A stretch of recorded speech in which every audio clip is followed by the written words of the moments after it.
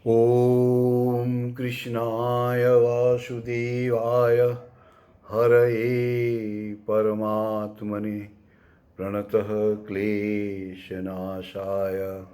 गोविन्दाय नमो नमः। ॐ जटिने दन्निने नित्यं लम्बोदर शरीरणे कमण्डलो निस्सङ्गाय तस्मै ब्रह्मात्मने नमः। ॐ हरि ओम हरि ओम हरि ओम। गुरु ओम गुरु ओम गुरु ओम। भक्तजन सादर प्रणाम। आज के चर्चा का विषय है गोस्वामी जी द्वारा तीर्थ भ्रमण और प्रचार। इसके बारे में हम लोग बात करेंगे कि गोस्वामी जी कौन कौन से तीर्थ में गए, कहाँ कहाँ उन्होंने भ्रमण किया। गोस्वामी जी इन दिनों कलकत्ता तथा ढाका में ब्रह्म प्रचार निवास में रहते थे।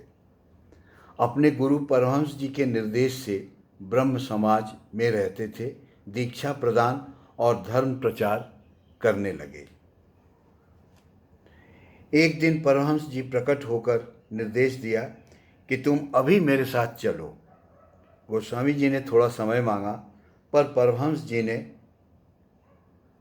कहा, मैं तुम्हारे लिए और ठहर नहीं सकता, तुम बाद में आना। गया, काशी, वृंदावन अथवा नर्मदा तट पर जाना, इसके बाद वहीं भेंट होगी। उनके चले जाने के कुछ देर पश्चात गोस्वामी जी अपने दो ब्राह्म बंधुओं के साथ निकल पड़े। बांकीपुर होते हुए वे गया जी पहुँचे। यहाँ कुछ दिनों रहकर ब्रह्मयोनि पर्वत में राधे श्याम बाबा, कपिलधारा में गंभीरानाथ, रामशिला पर्वत में रामदास बाबा तथा राम नवकुमार विश्वास गया में अन्य साधु महात्माओं का सत्संग उन्होंने किया। रामशिला पर्वत पर रामदास बाबा का भी उन्होंने दर्शन किया। यहाँ अपने एक ब्राह्म बंधु नवकुमार विश्वास को उन्होंने दीक्षा भी दी। भाग्यवान नवकुमार को कुछ दिन पूर्व स्वप्न में कुछ तीर्थ स्थान दिखाई पड़े थे। गया में रहते हुए एक दिन सूर्य कुंड पहुँचने ते ही उन्हें स्वप्न की याद आ गई।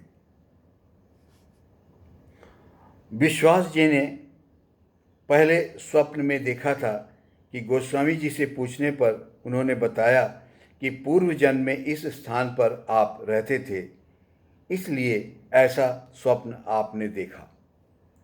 स्वप्न के संबंध में विभिन्न प्रसंगों पर पूछे गए प्रश्नों के जो उत्तर गोस्वामी जी दिए, उनमें से कुछ यहाँ वर्णन किया जा रहा है।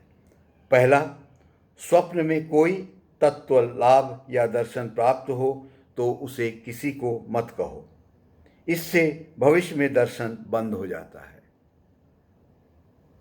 पॉइंट नंबर 2, स्वप्न में यदि ठीक से देवताओं का दर्शन हो तो विषयाशक्ति नष्ट होगी। इस देव दर्शन में कभी संदेह नहीं होगा। उनके वाक्यों के श्रवण तथा स्पर्श से अविस्मरणीय आनंद मिलेगा एवं मन में यह विश्वास दृढ़ होगा कि मैं धन्य हो गया हूँ, मेरा उद्धार हो गया है। तीसरा, पूर्व जन्म के इष्ट देवता जिस रूप में पूजित हैं, साधना में सिद्धि प्राप्त करने के लिए वे देवता स्वप्न में दर्शन देकर आकर्षित करते हैं। चौथा, कई बार स्वप्न में मनुष्य के अपने चरित्र की भी परीक्षा होती है। जब स्वप्न में भी विभिन्न प्रलोभनों के बीच चित्त स्थिरता बना रहे, वह विचलित नहीं हो रहा है, तो इसे शुभ संकेत समझना चाहिए। पांचवा, गुरु किंवा देवताओं के संबंध में दिखे गए स्वप्नों में को सत्य मानना चाहिए। इसके बाद गोस्वामी जी गया से गोस्वामी जी गाजीपुर आए। यहाँ पर कुछ तपस्वी साधुजन, कोई ऊर्ध्वबाहु होकर तपस्या कर रहा था, कोई सिर नीचे करके तपस्या कर रहा था। नौ कुमार के प्रश्नों का उत्तर देते हुए गोस्वामी जी ने कहा, ये लोग ऐश्वर्य कामना के इस प्रकार की कठोर तपस्या कर रहे हैं। इसमें कोई 5 वर्ष, कोई 12 वर्ष तक व्रत लेकर तपस्या कर रहे हैं। इस बार गाजीपुर में पौहारी बाबा के अज्ञातवास पर होने के कारण उनके दर्शन नहीं हुए। गाजीपुर से गोस्वामी जी प्रयाग आए। यहाँ किला के पास एक प्राचीन संत का उन्होंने दर्शन किया। महात्मा जी नेत्रहीन थे। लोग उन्हें सूरदास महाराज जी कहा करते थे। वे सिपाही विद्रोह के समय वहाँ पर थे। उनको बारंबार जगह छोड़ने पर भी जब युद्ध लगा हुआ था, उन्होंने जगह नहीं छोड़ा। उन्होंने कहा कि जो बचाने वाला और मारने वाला है, उसकी जो मर्जी होगी वही होगा, मैं अपना आसन नहीं छोड़ूंगा। युद्ध के समय वहाँ खूब बारूद के गोले चले और उनका जरा सा भी नुकसान नहीं हुआ। प्रयाग के सभी दर्शनीय स्थलों का दर्शन करके गोस्वामी जी वाराणसी पहुँचे। वाराणसी में तैलंग स्वामी अजगर वृत्ति धारण करके मौन व्रत में थे।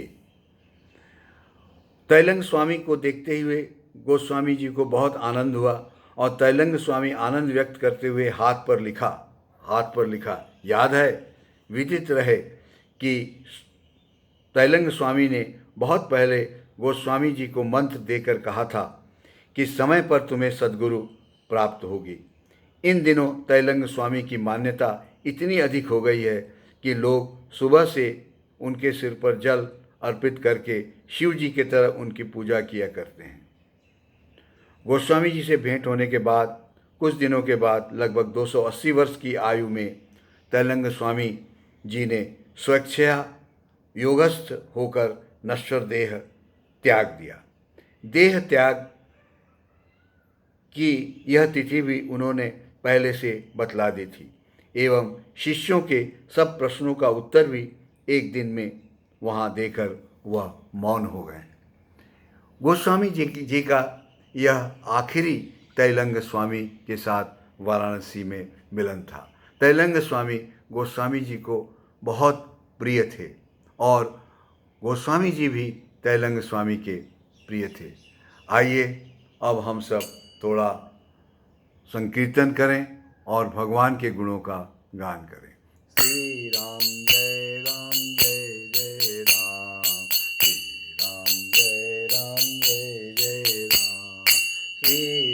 राम जय राम जय जय राम, श्री राम जय राम जय जय राम, श्री राम जय राम जय जय राम, श्री राम जय राम जय जय राम, श्री राम जय राम जय जय राम, श्री राम जय राम जय जय राम, श्री राम जय राम जय जय राम, श्री राम जय राम जय जय राम।